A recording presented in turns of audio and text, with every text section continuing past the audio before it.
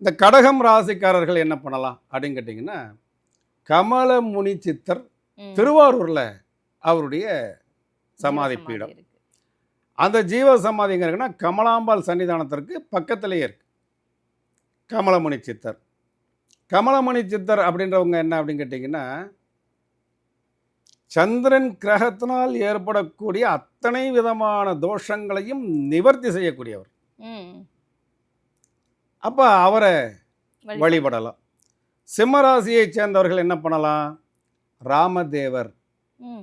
இந்த ராமதேவர் எங்கே இருக்கிறார்? மதுரையில் அழகர் கோவில். அவங்கள வழிபடலாம். கன்னிராசியை சேர்ந்தவர்கள் என்ன பண்ணலாம் அப்படின்னு கேட்டிங்கன்னா, நான் வேறொரு பதிவில் சொல்லியிருப்பேன். கன்னிராசியை சேர்ந்தவர்களை காப்பாற்றக்கூடிய தெய்வம் குதம்பை சித்தர். இந்த குதம்பை சித்தர் பல விசேஷங்களையும் அம்சங்களையும் தன்னுள்ளே தாங்கி கொண்டவர். அவரை முருகராகவும் நீங்கள் நினைக்கலாம், சிவனாகவும் நினைக்கலாம், அம்பாளாகவும் நினைக்கலாம், பாலாம்பா அதை மாதிரி. அப்போ அவங்களை போயிட்டு வழிபடும் பொழுது இவர்களுடைய அந்த நெருக்கடி நிலைகளிலிருந்து தப்பித்து கொள்ளலாம்.